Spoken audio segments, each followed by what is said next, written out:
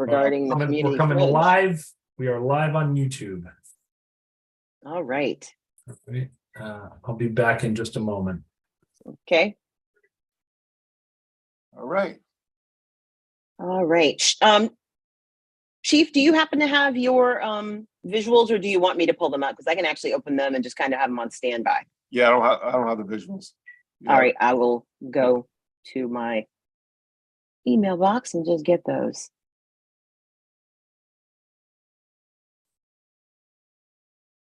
I don't know who I want more, Debbie or Hermania from DPW. Both of those ladies are amazing. Right, definitely. Yep, they are the glue. They are. Yep.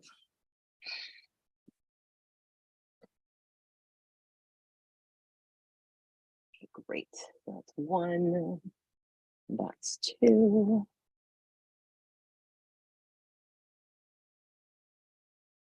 Oh. What happened to the other one? There it is. Yeah, for some reason there we go, all three, and I'll just keep them on standby. All right then. All righty. All right, so we are waiting on Committeeman DeLuca and Mayor Daffis. I didn't get any responses back whether or not they were going to make it, but as I stated, that we're running a little tight on time for some work things I have to do, so we're just going to get started. Committeeman Luca, welcome to the October Public Safety Committee and Maplewood Township Committee. My name is Jermaine Kripe. I'm a member of the Township Committee and the chair of the Public Safety Committee. We will be going through some metrics and some various discussions regarding some areas of interest and some concerns of residents of the area. As any public meeting goes, there will be a session of public discussion going by the agenda that we've created. The following is the order of how things are going to go. All right. And that would be normally our emergency. Oh, are we getting playback? What is that? Me. I just stopped it. Oh, thanks. Okay, I thought I was hearing things. As I was saying, Committeeman DeLuca usually does our fire and emergency management updates. He's not here at the present time. We'll return back to him. So we are going to start with our police chief report, followed by a few discussion items, an open public comment section. And if there are any things that we need to discuss in executive session, we would adjourn the meeting, go into executive session, then return to our public meeting, and then adjourn for our meeting, the next one being November the 9th, not the 1st, as I stated on the agenda. So without further ado, Chief Sally, take it away. Yes. So everybody should remember that our monthly report is a month behind. So we're going by August in our monthly report. Yeah,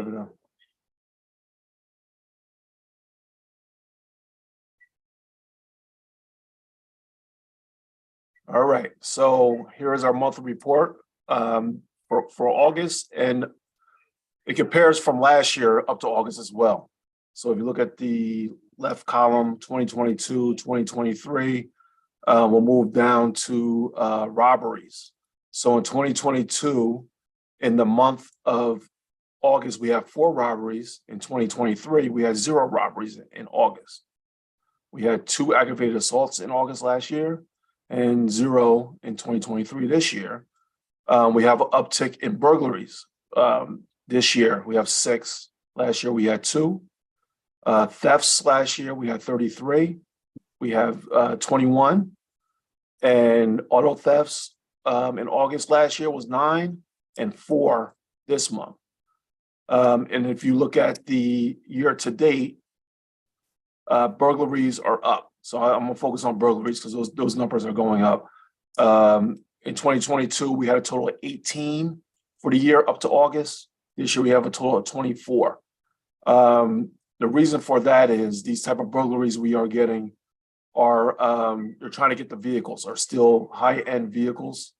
So the last 2 burglaries we just had one today, and it was unsecured doors. So they went through the back door, it was unlocked, They go right to the kitchen where most people leave their keys. And they take the keys and they take the car and they take off. The burglary we just had, we did recover the vehicle.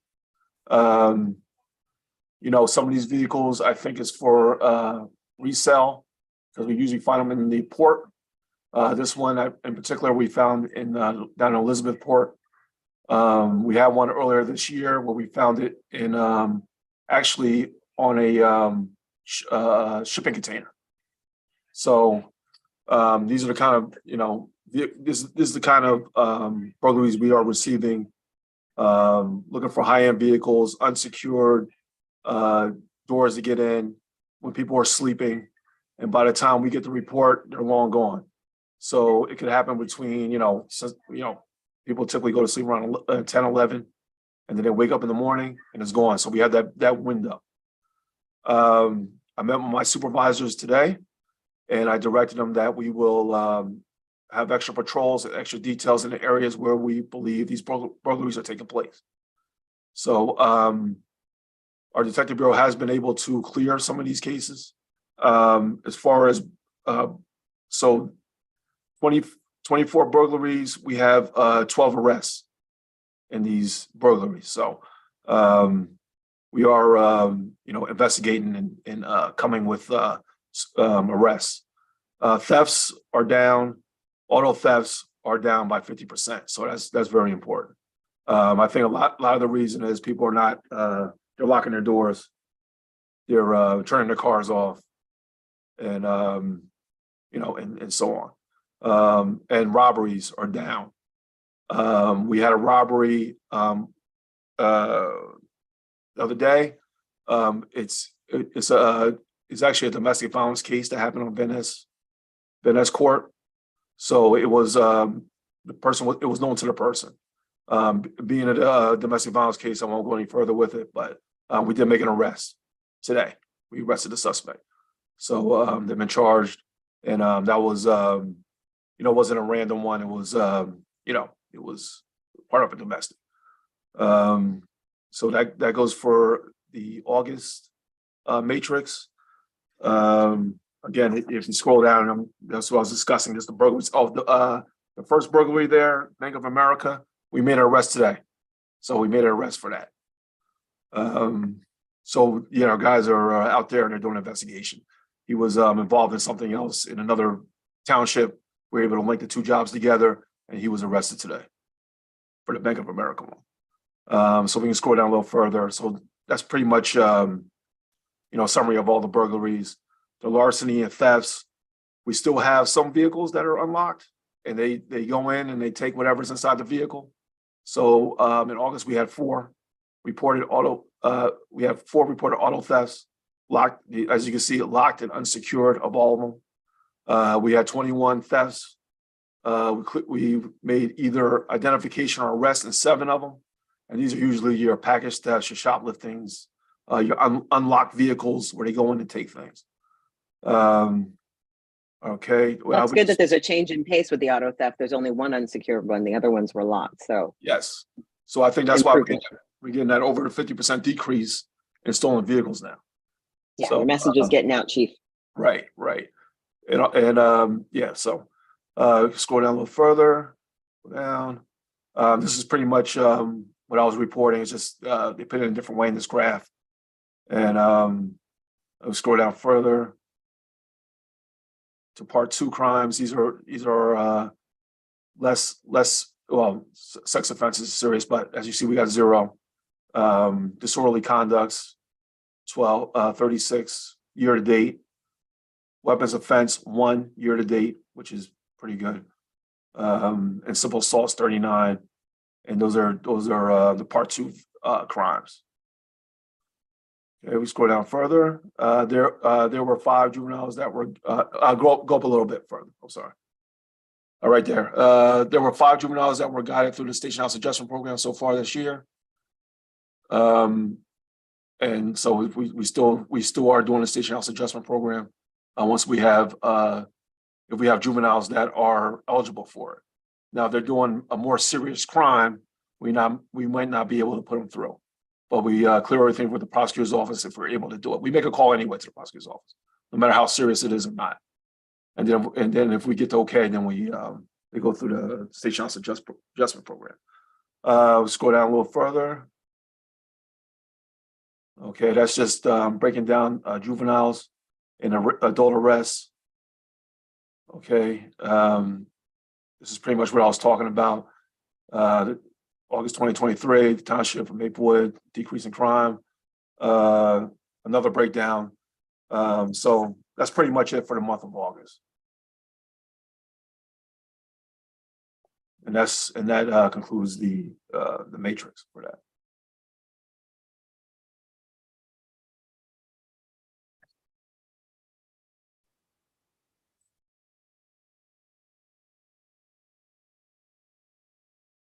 My apologies. I just started opening up screens. Yep. Good evening, Mayor DeLuca, Mayor Daffis, and Committeeman DeLuca. We just got it started.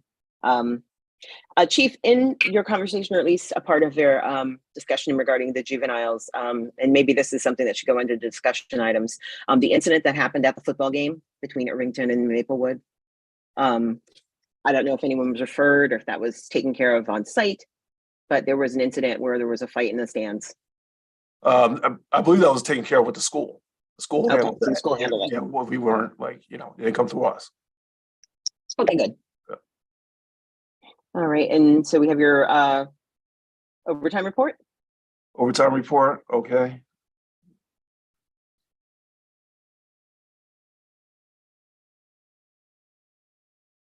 Okay, so the overtime report, the major increase is in 911 dispatch overtime. We had overtime and dispatch, vacations and sick time.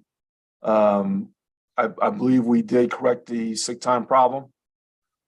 So we should start seeing a decrease in these numbers in the next month or so.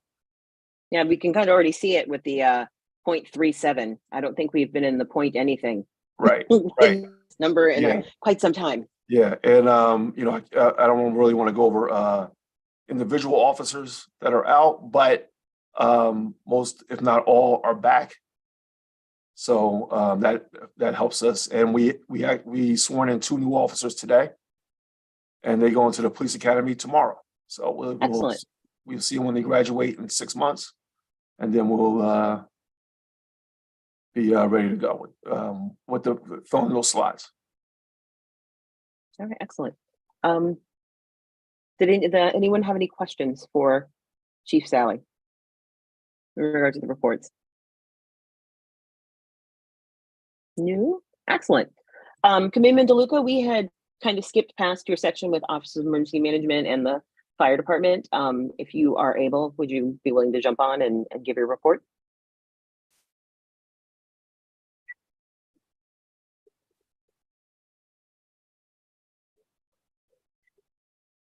And you're muted, Dick. I don't know if you're aware. So I've given Committeeman DeLuca permission to talk. Okay, I'm here. All right. I'm here. There he is. I had to do, remember it was *6. So on OEM, we have no report other than, we're continuing the transition from me to Patrick, and we'll be going to a training later. On the SEFD, on the fire department, I have stats for September. We had 417 incidents. 173 of those were EMS calls, at 41%. There were 10 building fires, none of them, luckily, in Maplewood or South Orange. We responded to Irvington, Orange, and Milburn. And that is all I have. Thank you very much, Committeeman DeLuca. Does anyone have any questions in regards to the fire report? Dick sounds like it's at the club. All right. Well, going to the next item on our agenda is discussion items. Of course, with all the events happening globally, particularly in the Middle East this past week, we are finding our residents concerned, and rightfully so, about an uptick or potential uptick in anti-Semitic crime. demonstrations possibly being messed with by people in the community, potentially outside agitators. And so the concerns that we've been receiving via email and phone from residents really more fall into your lap, Chief Sally. The questions being, are additional patrols going by our Jewish synagogues and temples? And will there be more present police presence there, not only during their service hours, but throughout the regular Monday through Sunday? Right. So we have no credible threats. As County Prosecutor's Office reported that to us. However, they want us to give extra attention to these areas, and we have been, for our synagogues and our house of worship. So we have extra patrols in the areas all through the night of these places of worship. So yes, we stepped up our patrols in those areas. Now, I know that the township is looking at doing some kind of vigil or something in support of our residents.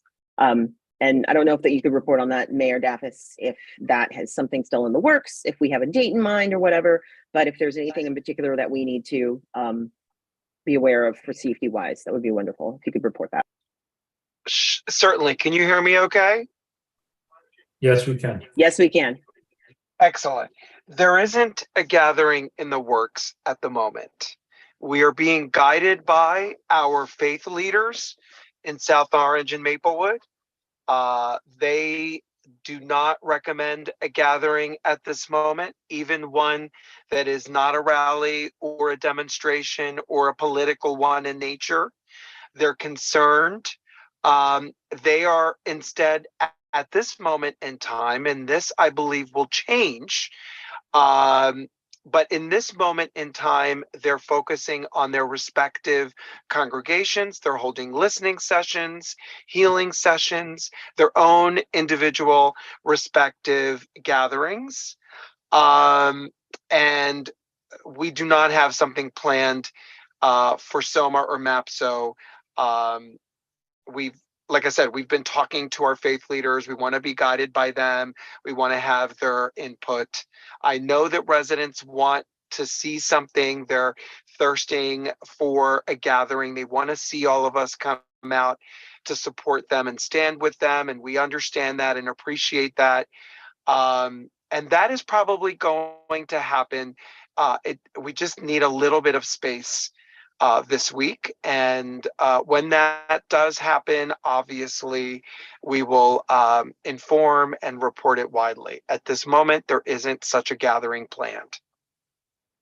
Thank you, Mayor. All right. So our next item on the discussion item is bike and pedestrian safety concerns. At our two township committee meetings prior, we had someone come forward and present and during our public comment a statement regarding the safety of pedestrians, particularly ones on bikes, and the concerns of the community regarding the bike lanes not really being respected by drivers, and the concerns of folks who really want to either allow their children to bike or bike themselves, thus kind of leaning into our green initiatives and our goals of sustainable New Jersey, but feeling afraid that the traffic patterns are too aggressive for them to safely do that. There are a few areas, and actually surprisingly, they're also in the areas listed further on the agenda regarding the traffic and speeding enforcement that folks are questioning. Most of which, if you look at where they're at, they are either on routes to schools or they are very, very near to the schools. In particular, Columbia High School and Tuscan Elementary. So I know, Mr. Weary, you had been contacted by an organization in town that works with bikers as well as South Orange to be planning a march or a bike ride or a vigil, everything. But have they voiced any specific concerns about what their initiatives are or what they're looking for? They were motivated by two concerns where individuals were biking to school in town and were hit by vehicles. And so motivated by that, they wanted to plan a bike from Maplewood into South Orange and have some speeches in South Orange. They've applied for an event permit in Maplewood, one in South Orange. We will have our event permit review meeting on Friday. They've been invited and can extend the invitation to anybody that they see fit. So, we'll move forward that way. But that's, they're advocating for more awareness, more education around bike safety. I know one of the things that the gentleman who came on our township committee meeting had mentioned was the fact that we don't really have enough bike lanes on thoroughfares. And I'm still relatively new to this whole process of how things are done, but are those surveys or things that we would do through a recommendation from this committee, or would it be something from Planning and Public Works?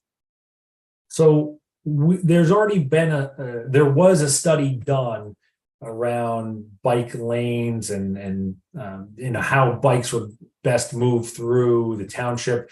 We have it's an older one. We've dusted it off. We're revisiting it, and we're going to have planned meetings with some of the stakeholders that have presented at the meeting and see if there are any further improvements that we can make in town.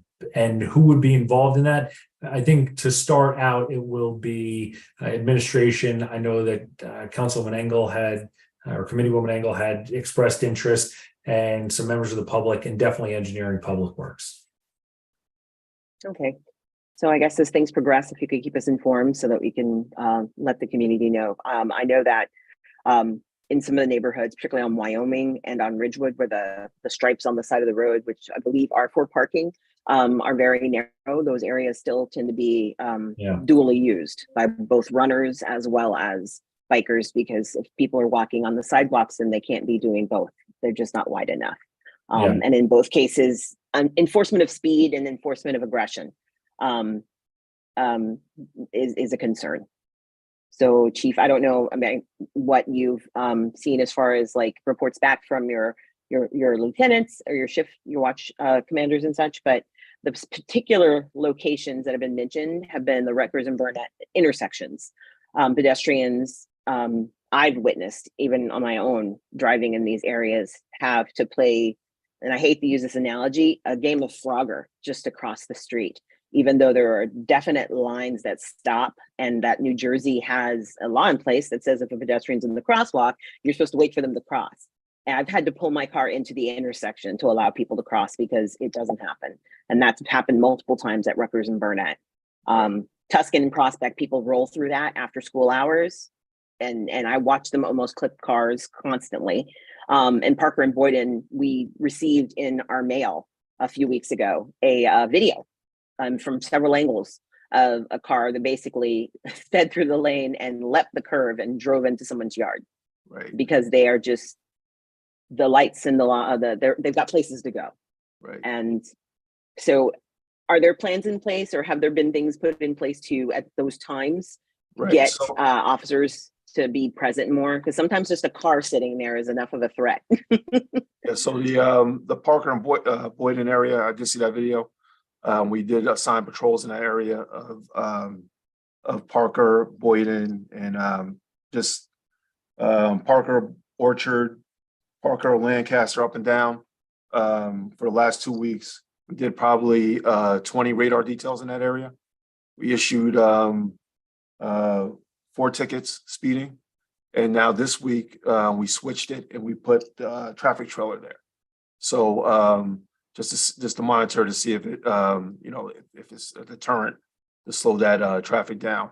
I did give these locations to my traffic sergeant.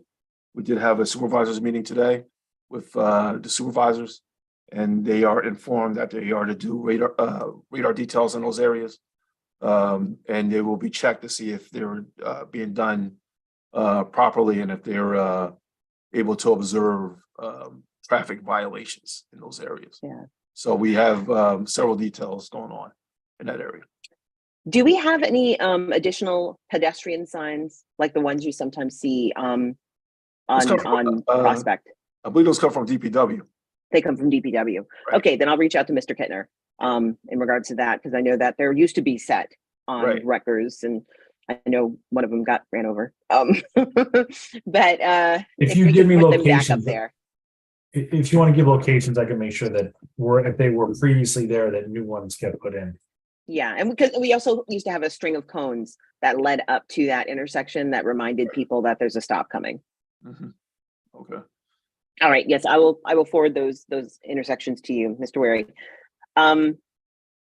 There was a complaint earlier in the month, well, earlier actually in the week, last week, in regards to a practice of one of our local businesses. Their delivery trucks would have late evening deliveries, and I get the vibe that it maybe is young men or young people doing the deliveries, and they're just being young people, not thinking that the loud conversation they're having is waking the baby of the house two houses down. Has anyone spoken to the dollar store folks to see if they could inform the delivery drivers to cut that out? We have not, but we will. Also, I have my shift one lieutenant. He did have a detail out there for the delivery truck, but they haven't seen it since that incident. Okay. Right. Right, because this is an important business and we don't want Yep. them to lose it. I Yep. know a lot of people patronize that business. Uh, But if they're hurting the neighborhood's like vibe in the evenings, then they've got to change that. Committeeman DeLuca, you were saying something? yeah, I'm sorry. Chief, there was also the Dollar General parked their truck rather, in the middle of the road on the turn on Springfield Avenue. And Yeah, right in the started street. emptying the truck from the middle of the street. Mhm. So Okay. this was I don't know what day. First time I saw it, so it must have been a different driver, but Mhm. that Yeah, it that was last can't be week. allowed. Yeah. Okay. Yeah, okay, yeah. Got it. Yeah, we'll get in contact with the Dollar General and the dollar store and, see who's delivering and what's going on there. Yeah, and the Dollar General's in a position, they have a parking lot. So Yeah. why they don't utilize it for their deliveries doesn't Right. make any sense. Mobile DMV, the health fair was fabulous and having the folks out there was wonderful. And a request from some of our senior population and a few of our younger people. I actually had folks reach out to us at YouthNet in regards to when the next time the mobile DMV will be in Maplewood. October 23rd, October 23rd, and it's going to be stationed where? DeHart. Yay! All right, great. We'll make 10 to note of 2, that. 10 And to we'll 2. make 10 o'clock to 2 o'clock, and the same website for getting appointments set up. Yes. All right, great. We'll make sure that that information is passed around to folks. Chief, did that info to Greg to include in the community? Yeah, Sergeant Reed said he sent it to him. Perfect, thank you. Yeah. All right. Well, if you didn't check your email recently, you may have seen or the report regarding the community fridge and how we have a resident taking it upon themselves to police the fridge in a way that actually is hurting the initiative. I wonder what exactly we can do to encourage this resident to stop, short of like ticketing them, finding them. I hate to do things like that to folks, but this is getting ridiculous where this person actually has verbally threatened a coordinator for an organization that's helping to stock the fridge and made them feel uncomfortable enough and they weren't able to do their job. Right. So we did conduct an investigation into this, and our detective did speak to both parties. So as far as the police goes, unless we witness it, we can't do the complaint, but the person who is the victim can come to court and file a complaint. So we do have. Okay, then I will do this. I'm sorry to speak over you, Chief. I will do this. I will sit there and record the whole thing and bring it over to you because this is happening repeatedly. Everyone knows about it. Residents are not in the business of doing law enforcement. Many of them do not want to get into a back and forth with someone who is their neighbor. They're afraid.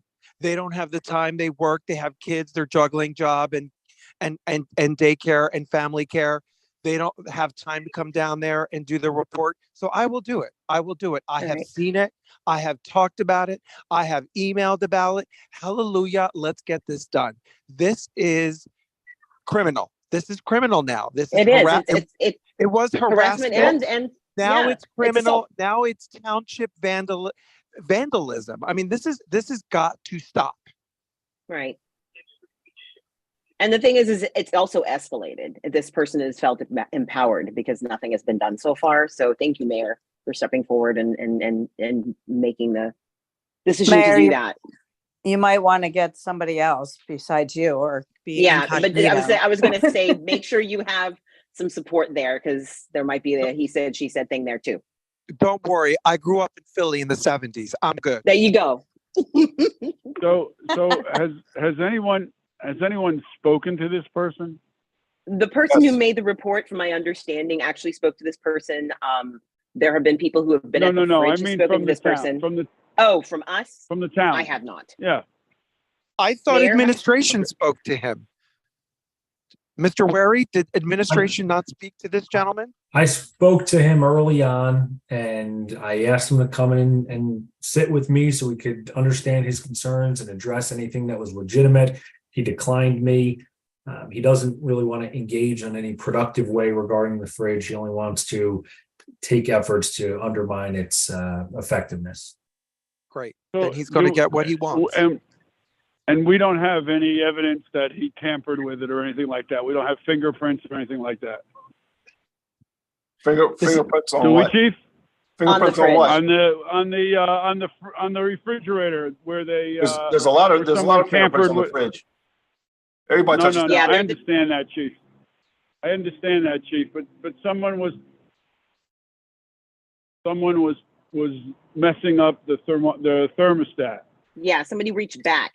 Like they had to And go deep. I thought there was an investigation and there was some evidence taken. I guess that's not correct. The things that we followed up on were the tampering with the The gate. lock and stealing the drawers out of the refrigerator because the thermostat, it's up front and somebody could have touched that without having tampered Okay. with it. All So right. instead, we Okay. just took, All right. we just made an effort to put a cover on it to where now you cannot change the thermostat of the fridge. But those other ones, they were referred to the police department. Yes. Well, we put a camera up. Do we? We have a camera in place. No, we're now. not. We're not putting a camera because then that exposes the people who are using the fridge. Yeah. Right. But Do the question, we know what time this guy does this? All the time. There's no agenda because I've actually gone by the fridge and dropped things off. And when I've come back in the evening, I've found those cards. And they weren't there in the morning, but they were there by the afternoon. And he drives a white Audi, is that correct?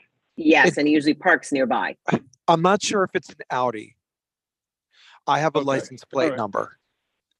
Okay. Look, I mean, I don't understand why PD, as sophisticated as we are in this township of ours, why can't we just do a sting? Everyone apparently in this meeting knows about this. They know who it is. I didn't. So I why- never said the investigation was over. I'm just saying how far we got to the investigation. We can. Okay. Okay. All right. Cool. Let's do it then. Is this something, Chief, we should be discussing in closed? Yes. Okay. If you would have All said that, I think it would have been helpful. Well, I didn't know we were going here with this. We didn't know it was going to roll On the this way. We agenda. just brought it up. It's on the agenda, but we didn't know if it was going to, the conversation on the was going to go this agenda. direction. Okay. All right. Well, at this point, it's time for public comment. Are there any folks in? I'm sorry. I'm sorry. Before we do that, I kind of missed. You went quick on the pedestrian safety because we were focused on the bikes for a bit. So, Chief, we spoke briefly about the amount of time that police officers or the crossing guards are staying at the corner of Springfield and Tuscan Road. And Yes. again, we're getting complaints from parents that their kids are not released from Seth Boyden with sufficient time to get up to the corner and have coverage there. The police officers leaving at 3:15. According to this parent, the crossing guard at 3:15 is left.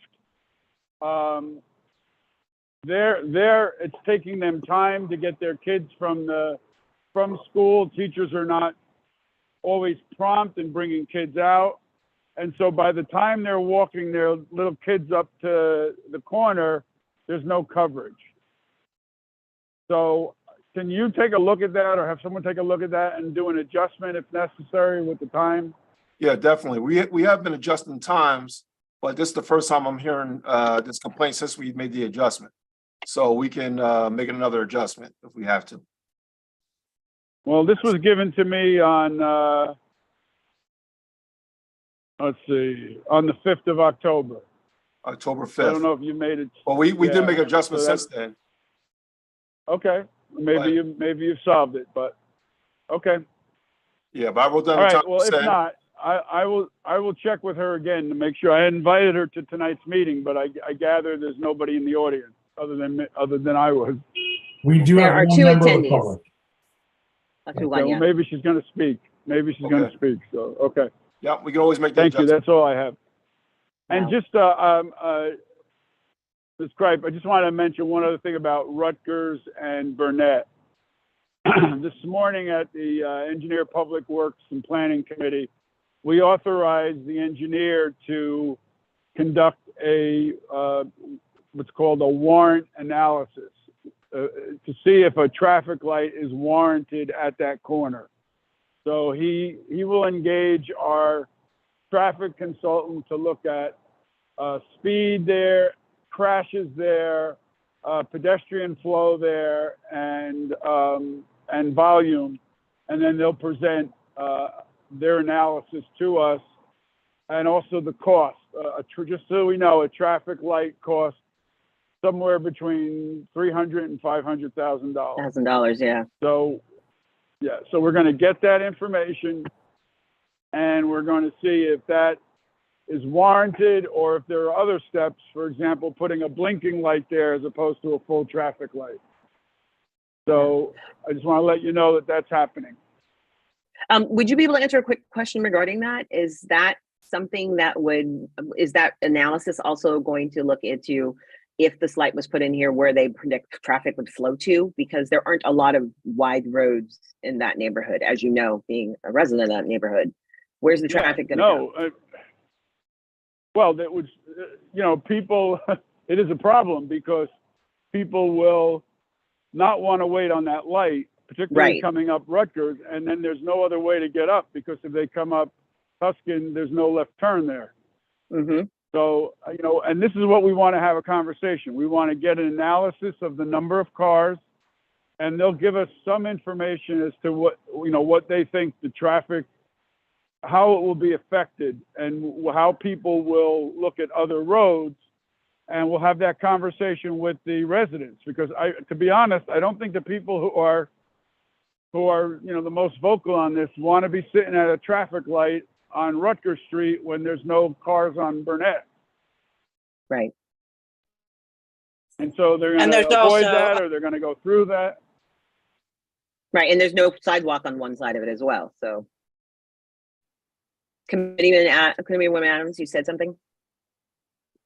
Yeah, I was just saying, and there's also, other steps, as we've done with much traffic calming since, for the last 7 years since I've been on the TC and on engineering, is to do it step by step. So the 4-way was a first step in analyzing how that's working, and then adding a flashing light like the one at Prospect and Harvard, so that it's more visible, because it was a new condition for people to get used to. And also, one accident, as awful as it is not, necessarily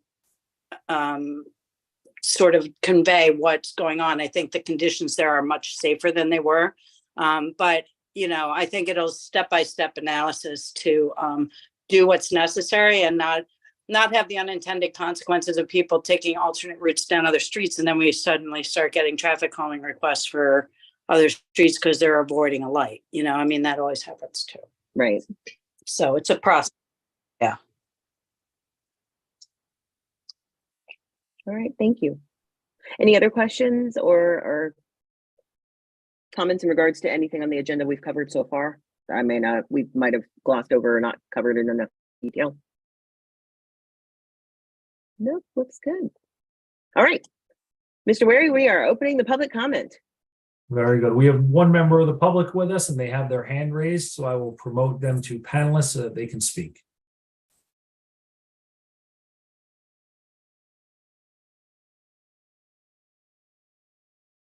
Ms. Murphy, you're now in as a panelist. Oh, there you go. You're all set. Sorry, it took me a second to unmute. You're fine. Thank you so much for allowing me to speak. I'm going to talk about, I don't think I'm the person that Mr. DeLuca was talking about, but I'm here to talk about the same issue that he brought up with Seth Boyden. I am the parent of a Seth Boyden fourth grader. My kid is a busser again this year. After not having a bus last year, we are back to busing. But I am here to talk on behalf of the parents who have walkers to school. We still have ongoing concerns about the safety issues around our schools, specifically at the Springfield, Tuscan, Burnett intersection. The new Seth Boyden start time is 8:53 a.m. and our new dismissal is 3:23 p.m. Google Maps says that from the front of Seth Boyden to the corner near Walgreens, it's 0.2 of a mile, or 0.2 miles. And it estimates that it's 5 minutes. If you've ever done that walk with a 6-year-old, it takes longer than 5 minutes. Parents are saying to me that even though dismissal is 3:23, kids are often not actually exiting the building until 3:26. If you have 2 kids, if you have 3 kids, you have to collect them both. Not that we want parents dawdling around school all the time, but that's the time to check in with a teacher, to talk, so they're not picking their kids up and instantly running off the grounds. We are having, again, some issues with the intersections not being staffed with crossing guards, and that's what I want to talk about tonight. On the 18th of September, I had a couple of parents reach out. So I have a Google Doc that we use to track. I have it shared on our Facebook group for Seth Boyden parents. And I asked parents if an intersection is not attended to call the non-emergency number and to log it on this sheet so that we can sort of keep track. This was an issue earlier, like last fall. It seemed like it was resolved, but it seems as though it's coming back. So on September 18th, I had a couple parents reach out saying that around 8:50 to 9 a.m., the intersection was open, or unattended rather. I emailed Chief Sally about the issue. I didn't receive an email back, and Chief Sally, that's not a knock on you. I know that you're very busy. I followed up 2 days later. And Chief Sally, you replied saying that Springfield and Burnett, the crossing guard times are 8:15 to 8:50. Now that's only 3 minutes. That's 3 minutes before school starts that the guard is leaving. And at Tuscan Burnett, it's 7:45 to 9:15 in the morning. And then the afternoon times are 3 o'clock to 3:30 at Springfield and Burnett, and 2:30 to 4 p.m. at Tuscan and Burnett. I think that for parents that are walking that way and going towards Maple Crest, that feels like one intersection, even though we're crossing in multiple places. So to have the crossing guard there for different times than the officer is there feels really confusing for parents. Some parents obviously are going across there and then down towards DeHart, but for folks going towards Maple Crest, I think people are thinking of that as one intersection. Mayor Daffis, you replied, I'm going to paraphrase your email. You said that you met with SOMSD administration and the Board of Ed about better coordinating respective duties as far as traffic. You said our crossing guard assignments need to be adjusted in location and timing to reflect the III and the new start times. And you said that they were also considering transitioning from 90 minutes for crossing guard coverage to 120 minutes for increased safety and to better accommodate the recent start time changes. I would very highly advocate and ask for those changes to 120 minutes. We had 2 times in the past week where parents reported that there was no guard present at 3:15. And I'm not sure if this is Burnett and Tuscan or Springfield and Burnett, because again, I think everybody thinks of this as one intersection. But on Thursday, October 5th and on Monday, October 9th, there was no officer present at 3:15. I also got some feedback from parents that I just want to go through very quickly. Thank you for giving me the time to talk. Parents note that when an officer is not present at the Springfield and Burnett area, that the crossing guard tries to do double duty and cross people at both intersections. And that feels unsafe and really unfair to that guard to ask her to cover both intersections. I'm hearing increasing complaints from parents about unsafe driving, and there was some discussion about this earlier. When the bus issue was going on last year, we received from the town planning that heat map of the intersections of town, and the Boyden, Springfield, and the Tuscan Burnett are two of the most dangerous intersections. That whole area is really unsafe. And parents are just saying that people are driving on Springfield just crazy and just reckless. The one thing that I think is really raising alarm is that parents are saying that cars waiting on Burnett near the Walgreens are frequently turning right on red, even though it is illegal and posted at that intersection. And so they are turning right on red as people are waiting to cross that intersection. One parent said that 2 cars turned in front of her on red while she was waiting to cross the street. And then another parent said two other parents were almost hit in the intersection a couple of days ago when there was no guard there. Parents also have noted that it's often a different officer, and so there's inconsistency on which side of Burnett they're crossing. Sometimes they're crossing the kids on the Walgreens side, and sometimes they're crossing the kids on the Honey and Hive side. And then that's just making it confusing for parents, and especially for the kids who are walking by themselves, our 3rd through 5th graders. They just don't know which side they're supposed to be on. So if there's going to be an officer there, if we can just pick a side and kind of make that consistent, I think it'll help everyone feel safer. Another parent said that often the intersection is blocked at the crosswalk and the officer has to walk the pedestrian between 2 parked cars. I'm not sure which specific intersection that is, but that's obviously safe because, you know, we all know that cars are not looking if you're coming from in between 2 cars. I just wanted to share this one quote from a parent. She said, "Drivers behave badly enough with the cops there. When they're not there, it's a free-for-all. I am especially perplexed by the 8:50 departure of the guards." Basically what that says is that if you're a couple minutes late in the morning, which we know happens to everyone at some point, you're on your own with zero protection from the dangerous drivers that we know plague our roads. She says, "This is the same intersection where our beloved crossing guard was almost hit 2 years ago, leaving her so traumatized she never returned. She had already been hit by a car there and left with broken bones, and she couldn't return after almost being hit again. Too many people I know have a story of almost being mowed down by dangerous drivers at that intersection. Having a crossing guard there is the least we can do to attempt to protect families, even that isn't being done adequately at this intersection." I want to note that we as parents are super appreciative of the physical changes that have happened around Seth Boyden to make things safer. Taking out the left turn at Tuscan, changing the crosswalks on Boyden, those things seem to be working and are very much appreciated. But this is an ongoing safety issue. I know that we have shared with you all the signs, the photo of the street sign that was knocked down during school hours with reckless driving. What we really need is more monitoring of the drivers in this intersection. And I will say that this feels like it's a Seth Boyden only issue. I posted on social media in the spring asking parents from other schools, like, what happens when you all have a crossing guard out and the crosswalk is unattended? And it was like literal crickets. And it seems like this doesn't happen at other schools. And so that was really frustrating. One parent said, "Oh, you should call the police non-emergency number if the crossing guard's there." And I was like, "Yeah, we know. We're there. We're doing that." It feels especially infuriating because this intersection that we're talking about is at the front doorstep of the Maplewood Police Department. So if not this intersection, which one are we going to cover when a guard is out? And I really ask that you address this and not wait until someone is hit by a car making an illegal right on red.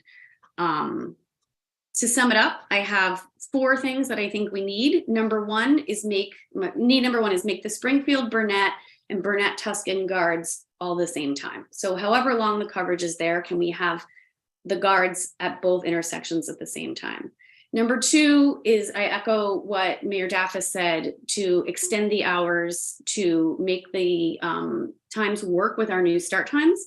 And that includes not just our Seth Boyden kids, but that includes our MMS kids and our CHS kids that are going through that intersection. Need number three, can we please communicate to everyone involved? Can we make sure that the officers, the crossing guards, and our Seth Boyden community, and the community as a whole, because obviously it's MMS and CHS kids, know what the hours are that people are expected to be there, and let us know what to do if the intersection is not attended. What is the best plan? And number four, we need frequent monitoring of motorists and ticketing of drivers who are violating these laws and putting our pedestrians at risk. So thank you for your time. I'm going to follow up tonight with an email with those 4 asks that we are asking for. And if I can share any other information or help in any way with this, please let me know. Thank you, Ms. Murphy. Chair Cripe, may I jump in here, please? Absolutely. Thank you. I want to thank our public speaks, our resident, Ms. Allison Murphy, for that testimony.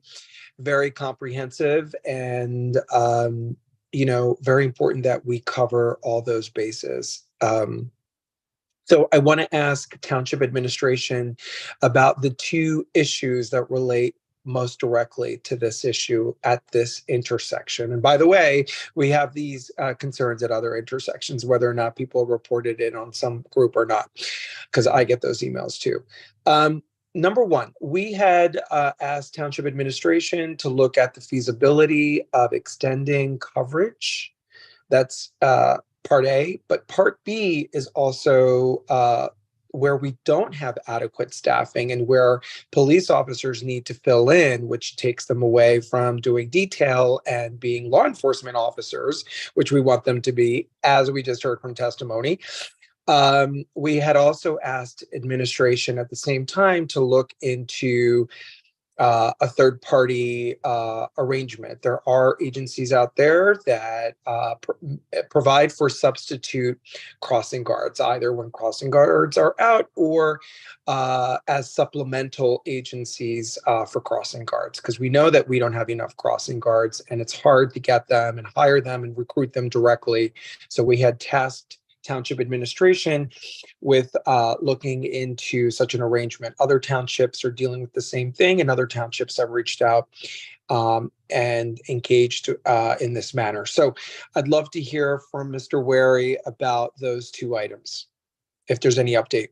Yeah, thank you, Mayor. So the chief and I looked at the intersections that required time extensions. We had one of the lieutenants in the department visit each intersection during the school arrival and dismissal times and judge traffic and give, schedule us with a good enough buffer where, to the speaker's point, not everyone's going to be able to get to school right on time every day. And so we want to be able to build in a reasonable buffer for everybody to get there.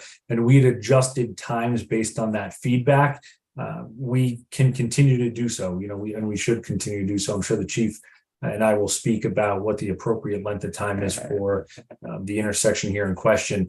We, certainly we could extend every intersection to 120 minutes, but from our initial review of this, that would well exceed what was required of those intersections, even with a reasonable buffer on either side. And so our preference is, just make sure that we get the crossing guards where we need them for the times that we need them. And so we'll take another look at this intersection, and we'll continue to look at intersections throughout the seasons. The traffic might change a little bit come the winter time and through next year into the spring. So it's something that we want to continually look at.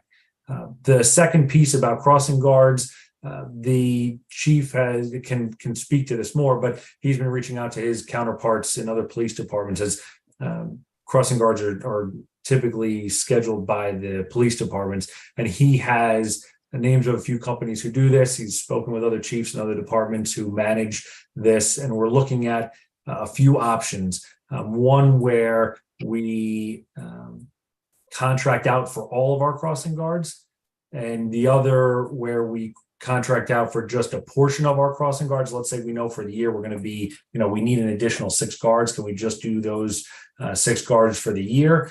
And the third option would be as an on-call, because some of the issues we face in having crossing guards cover corners and then our officers cover corners is when we have a crossing guard out or an officer out and how we sub in. So is there an option with these third-party contractors to fill in when we need additional guards? And the chief is looking at all 3 of those. We're not at a point yet where we have a comprehensive list to review and make a recommendation to the township committee.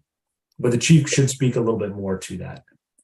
Yes, so Milburn does it, Westfield, Edison, a couple cities in New Jersey, they contracted out. I spoke to them, they said they have zero complaints once they started contracting these to this vendor. They fill it and they do everything. As far as Springer Burnett, that's but each agency has certain corners where an officer has to be there. So you have crossing guards in different intersections, but Springer Burnett is one of those where an officer should be. If Ms. Murphy can send me the dates when there was not an officer there and the times they left, because the times we have for that officer to be there is from 3:15 to 3:45. And I can speak offline with Ms. Murphy to see if that's a good time or we need to extend it or not.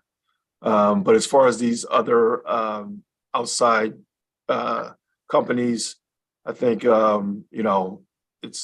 we do have a few options where we can either and they will hire the guards we have and then make them part of the agency, or just fill them as we need to. And following up on one piece of that, we'll ask that the lieutenant who's been looking at corners look specifically at Springfield and Burnett this week. So we'll take input from Mrs. Murphy, but we'll also get our own eyes on it so we can decide what the appropriate amount of time is there for that intersection. Yeah, and in the interim, would be also be able to have an officer stationed there for a little while.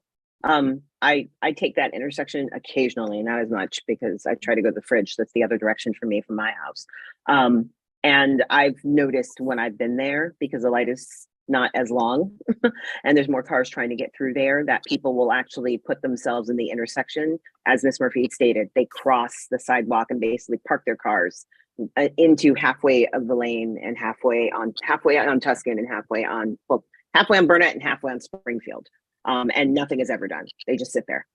And so the people who need to cross the street have to go between the cars or into Springfield Avenue in front of the car to continue on to the crosswalk.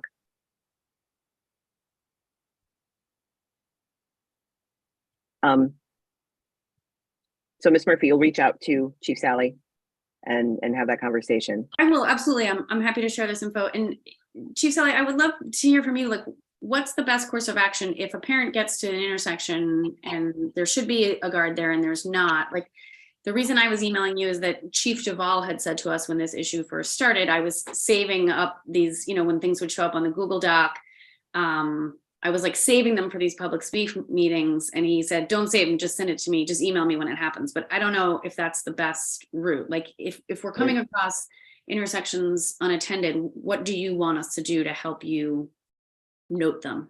Okay, I'll get you a number that you can call immediately, because if you send me the email, I might not be there, or so it might take some time for me to respond. But let me find a number for you to call that you'll get a response. Okay. Okay.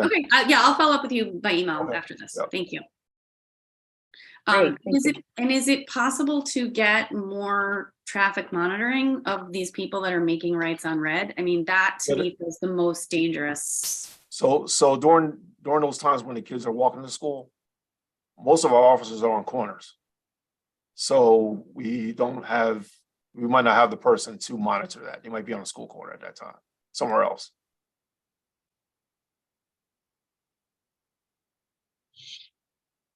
But if we have, when they're So available, how do we get people to stop? Yeah, when they're available. When they're available. when they're available, we can assess dedicating those resources to the area. Yeah, I because mean, the I've other never thing is approached that that- light and not had anybody in that crosswalk. I've never, since we put the the traffic calming effects in there.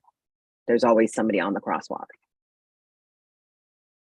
So Committeeman DeLuca? the other thing is we can talk to the engineer and maybe enhance the no turn on red signs, because they're not very prominent there. So we can maybe do that. And secondly, we have some signs that say stop for crossing pedestrians at corners. And we can put a sign that says that too. Because that's the other problem. That's people get a green light and they make the turn, and all of a sudden they are faced with people crossing, and they try to, as was said, they try to go around them or go through them. So we can ask the engineer to take a look at some signage there. That's a good idea. But I think the physical improvements at this intersection are, should encourage drivers to do the right thing and to yield for pedestrians, especially little people, walking but the to and habit, from. unfortunately, is But they I've got to haven't get where been. I'm So, going. so it comes back to law enforcement. We just have to get really zero tolerance policy. We've got to give tickets. I don't care that our previous policy was we give a warning and blah, blah, blah, blah, and people don't like to get tickets. It's expensive, taxes, blah, blah, blah. No, give a ticket. Once you get that ticket, that's it. You're not going to do it again. You're just not. And the reality is some of the people that are doing it are Seth Boyden parents. Not all of them, but there's a few. I completely agree with you, Mayor, on that. We have to start ticketing and enforcing. And I know cops don't want to go to court necessarily, especially if they're not on duty. But, we can't engineer stupid. We can't engineer everything. And we can't keep putting money into physical improvements. And we've already spent money on this particular intersection. So we need to start enforcing the law. And if I don't know, because I haven't been coming out of, Tuscan onto Springfield from that recently. So I don't know if the no turn on red is during school hours or if it's all the time. And maybe that's something to look at. I have no idea what it says, though. Just saying. It's all the time. It's not just school hours, but it gets ignored also all the time. I do have one question for Ms. Murphy. If when you provide information to the chief about when crossing guards are there and not, and you feel like they should be, if you could include information about whether they're crossing children or crossing parents coming back from dropping off children. I'm not sure which it is, or both, but it kind of helps us to understand that, because obviously our priority is children, but as much as we can also accommodate adults who are coming back after dropping off kids, we want to do so, but it helps us to know which group they're in.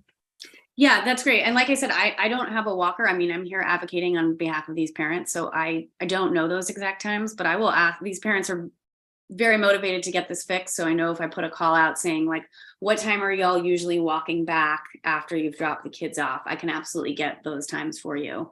Yeah. And I agree. I think the obviously the biggest priority is when the littles are in the intersection, especially I really worry about the 3rd through 5th graders that are walking without adults with them. But I will say, having sometimes been a pedestrian there, it's dangerous to walk in those intersections even without. So I think if we can give obviously priority to the kids, but even coverage for the parents walking back. But yeah, I will ask for those times, absolutely, and circle back to you. Understood. Thank you. May I comment? Mr. Ware, we see that we have another person who has their hand up. I did. Ms. Campbell, please.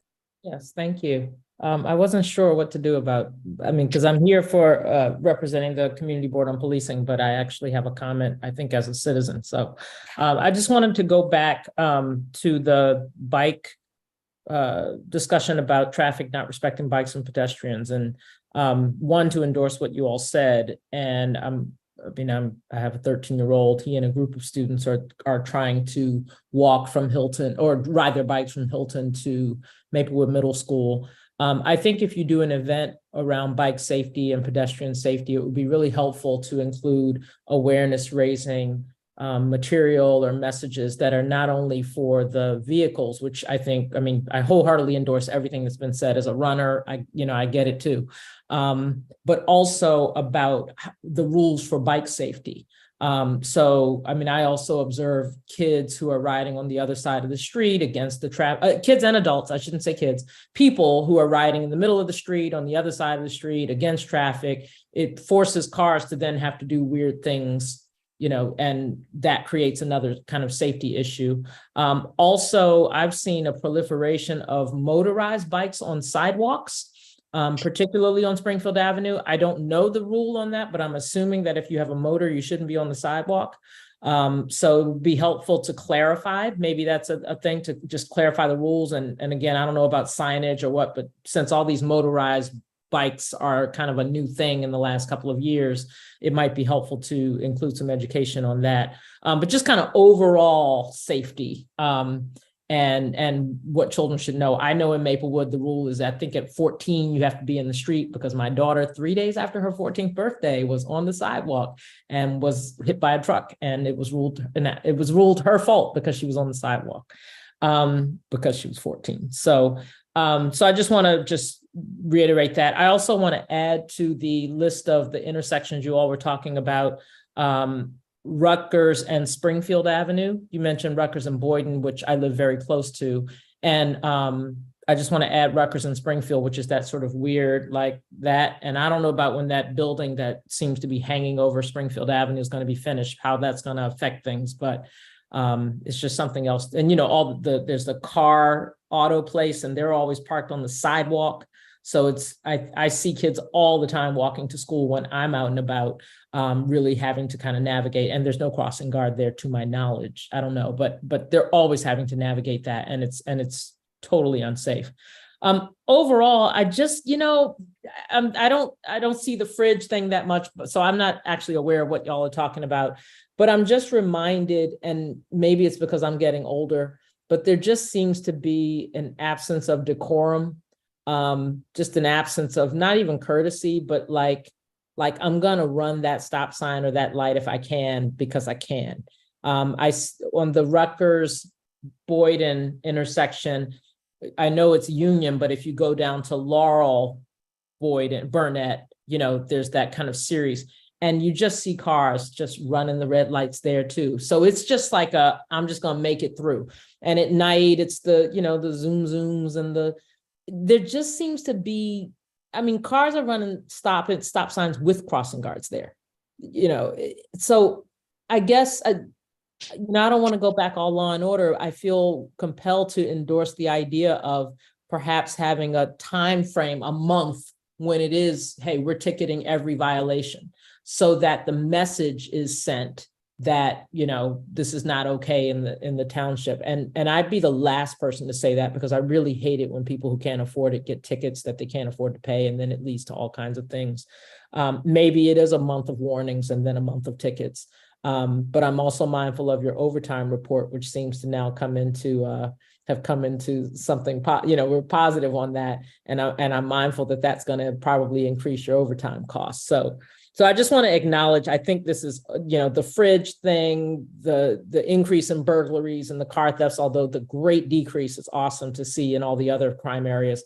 But there just seems to be an overall kind of, lack of decorum and appreciation and respect for some rules that are really key. So I'm just, maybe in addition to the awareness raising things, we can just, I don't know what the solution is, but I just think it's starting to tie together to me as a sign of some other stuff that's happening. And I don't know if it's post-COVID, people just lost their manners or what, but yeah, at the same time, you're interrelated. You're absolutely right, Ms. Campbell. Yeah. And I live in Hilton. We see it here all the time in our little narrow streets, people, but it's not every day, it's not all the time, it's not everyone, but it's just something. Often enough to where it's inconvenient. Yeah, so and dangerous.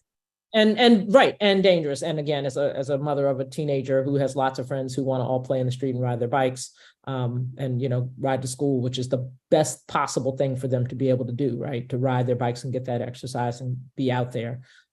Yeah, it does concern me. Yeah, and be honest, the whole tone of the community in general, the thing that actually caused my husband and I to buy our house on Jacoby Yeah. Street. We call them the football boys. They're all like Rutgers graduates now, but Yeah. they were playing football in the street when we came with our realtor. And I'm like, I love this. I want Yeah. to live here.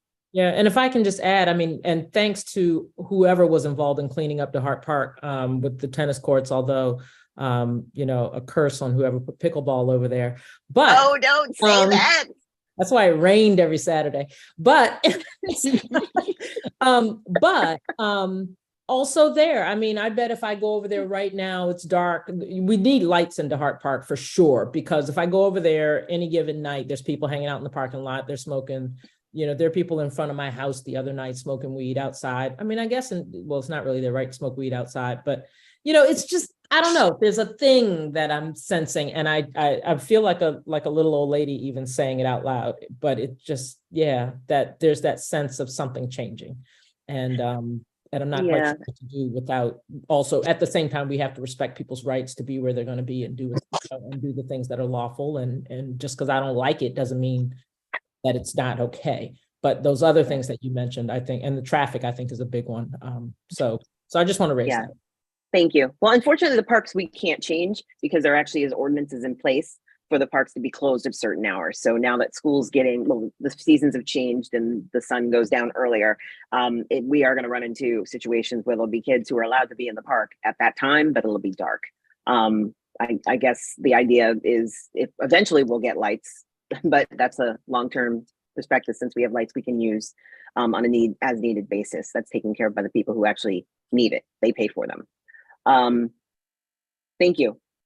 And I agree. There was one bit actually of our discussion items we didn't quite get to, and that was the cannabis. And when you brought up the smoking in the parking lot, again, maybe that's another patrol chief going through there just every once in a while just to see who's there. And again, I think it's young people. So the ticketing idea, I like that idea of that practice of maybe that first month. Hey, I've been here already twice and I know you've seen me. Cut it out. Will be enough of a deterrent to stop. Mayor Daffis? Yes.